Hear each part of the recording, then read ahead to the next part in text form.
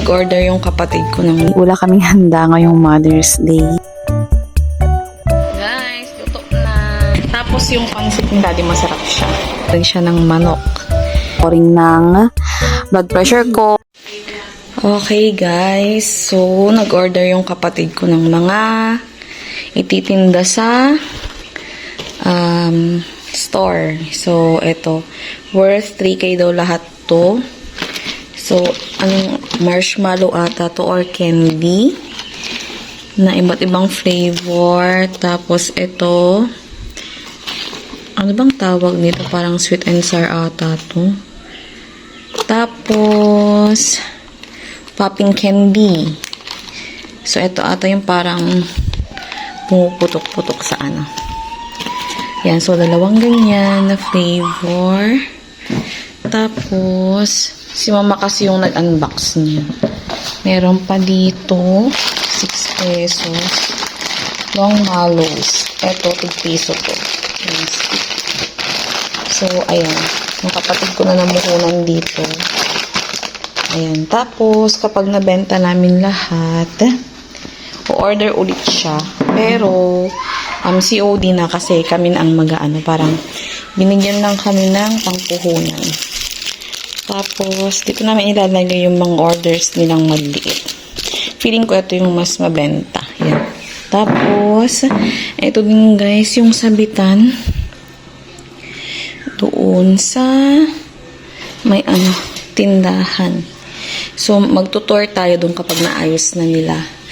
And then, maglalagay pa sila ng shelves doon. Ito, yung ilalagay nila. Ayan. Doon sa tabi ata ng ref. So, na-unbox na siya ni mama kasi nag-nap kami. So, kakagising ko lang. Ayan. Okay, so ngayon guys is May 10, 2026, Mother's Day. So, marami nang bumabati online. And actually, wala kaming handa ngayong Mother's Day. Hindi dahil ayaw namin maghanda or hindi namin sineselebrate yung Mother's Day. May pasok kasi ako ngayon guys. Sunday, may duty ako. And busy din si Daddy, may activity sa church. Tapos si Mama naman, busy din, may mga inaayos. So, yun. Hindi naman ibig sabihin guys, hindi kami naghanda is parang wala lang sa amin yung Mother's Day. Napag-usapan namin kanina na siguro sa day off ko na lang kami maghahanda kasi actually everyday is Mother's Day naman, di ba? So, hindi namin pinilit na maghanda ngayon. So, sa day off ko na lang. Bali, magluto lang siguro kami ng any putahe. So, isang putahe lang. So, bibili siguro ng cake. Ganon, depende. Basta, ma-celebrate lang namin yung Mother's Day ngayong May. So, ayun guys. Ngayon, itutur ko kayo sa sari-sari store namin kasi may mga bago kaming dinagdag na organization na mga bagay na pang-organized. So, in-order yun ng kapatid ko. Kaya, ipapakita ko sa inyo para ma-inspired kayo or kung may sari-sari store kayo, may idea kayo. And, kung may balak kayo mag-sari-sari stores. Ito yung mga parang pang-organize namin ng mga tinda. So, punta tayo dun guys.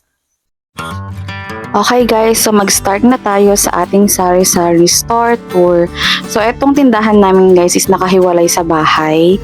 And eto guys, yung kahoy na nilagay namin dyan is DIY lang yan. Doon siya sa sobrang lalagyan ng sapatos namin dati.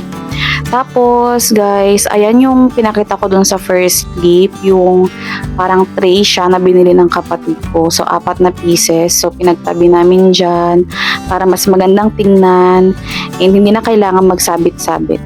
Pero dito sa part ng mga chichirya guys is matagal na naming na-order yung parang patusok or stick na ganyan. Tapos ilulusot mo lang yung mga chichirya kapag na-puncture na namin. Tapos, ayan guys, meron kami ditong ref at saka freezer. Pero yung ref guys is hindi muna namin pinaandar. Yun. So, ang naka-on lang ngayon is yung freezer.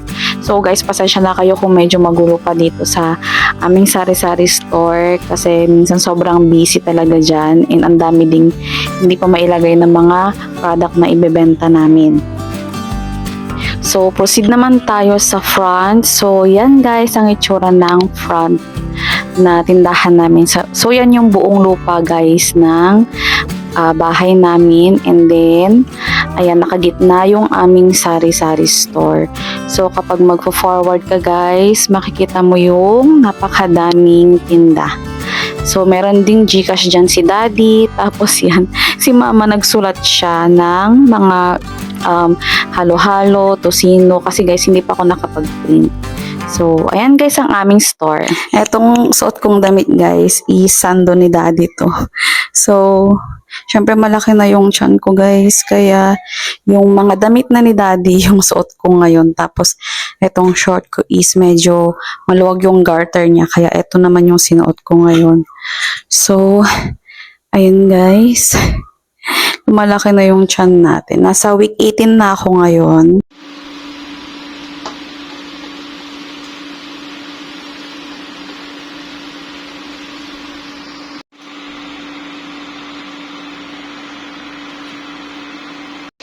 So guys, idadagdag ni Daddy tong bihon. So natuloy din yung pagluluto namin for Mother's Day.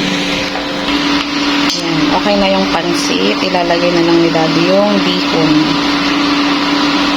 Yan na yung dinner namin guys. Guys, luto na. Okay, lagyan natin. Ayan na.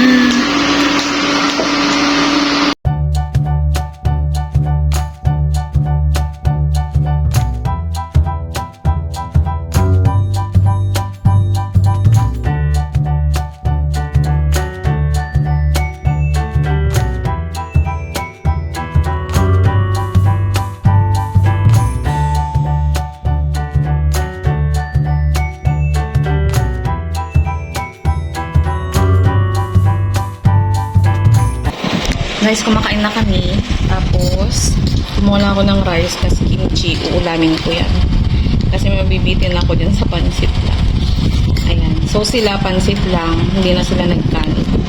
Tapos, yung pansit ni Daddy masarap siya.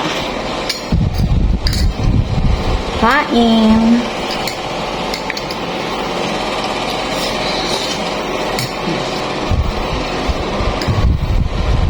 Hindi masarap pansit.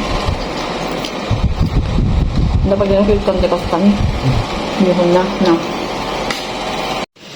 Dito kami ngayon sa labas ng bahay and si Daddy gumagawa ng kulungan ng manok naman ngayon. So, nung mga nakaraang araw pa to, yung kinuha naming alaga ngayon, magdadagdag siya ng manok. So, ayan, nag-DIY siya. Tapos, yun yung ibang net. Ayan. Ano yun? Okay, so tinatapos na ni Daddy ngayon. Ang kakatapos naming mag-dinner. So, time check 7:30 PM. Okay. So, tatapusin niya yan. Nandito ako sa labas kasi mahangin ngayon, guys. And masarap yung hangin dito sa labas. Ayan. Tapos, meron kami itong solar light. Ayan.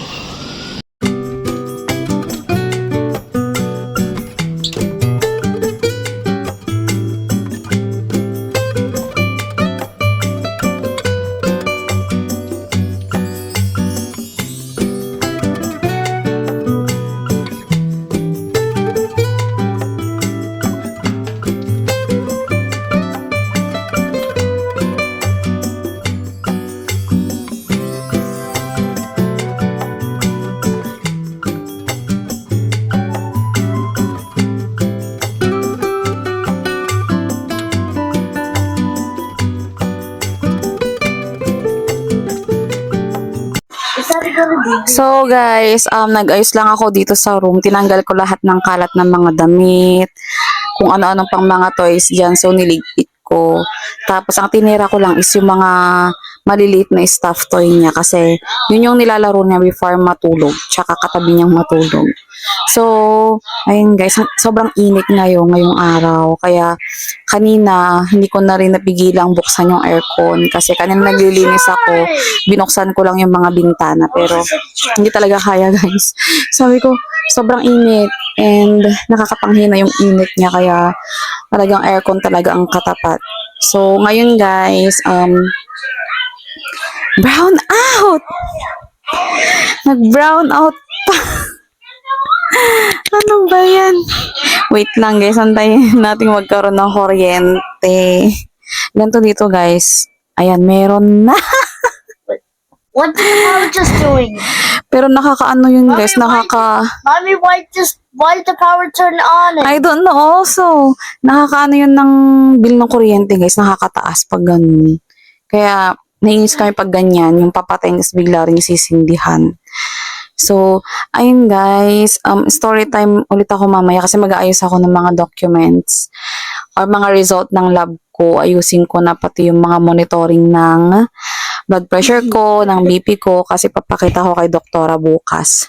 So, si daddy, nandun sa labas kumakain. Nauna na kaming kumain kanina kasi galing siya sa church. I want to eat. You want to eat also? Come on. Kasi eto, sobrang aga niyang kumain, mga 5:30. Ganun, or 5. Kaya yan, nagutom na siya. Pakainin din natin kasama ni daddy. Okay, let's go. Okay, so guys, ito yung nabili ko sa TikTok na clearbook folder na may palak na siyang pataling ganyan guys. So, mas gusto ko kasi yung paganyang patali kasi yung ginaganon. Ito kasi may adjust mo yung lock niya. Tapos, 30 na slots yung meron. So, 30 packets. And, pink siya.